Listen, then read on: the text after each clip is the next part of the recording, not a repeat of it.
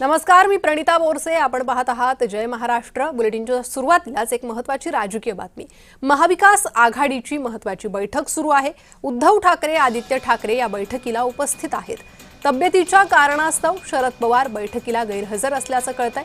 शरद पवार यांच्याऐवजी शशिकांत शिंदे बैठकीला हजर आहेत. महाविकास आघाडीची ही महत्त्वाची बैठक होत असून आगामी राजकीय घडामोडी आणि पावसाळी अधिवेशनातील रणनीती यावर चर्चा होण्याची शक्यता आहे. अधिक माहिती या संदर्भात घेणार आहोत. आमचे प्रतिनिधी महेंद्र जोईल सध्या आपल्यासोबत जोडले गेले आहे. महेंद्र, काय अधिक माहिती बैठकी संदर्भात?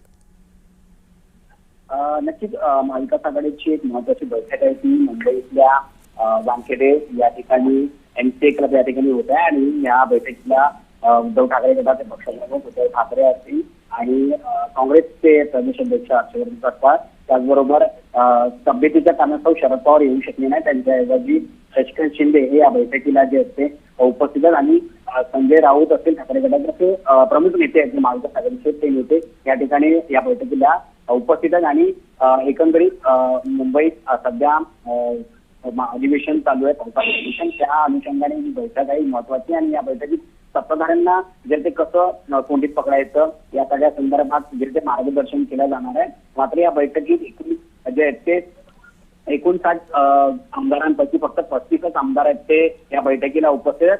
बाकी आमदार हे अनुपस्थित आहेत. त्यामुळे सध्या ही बैठक सुरू आहे.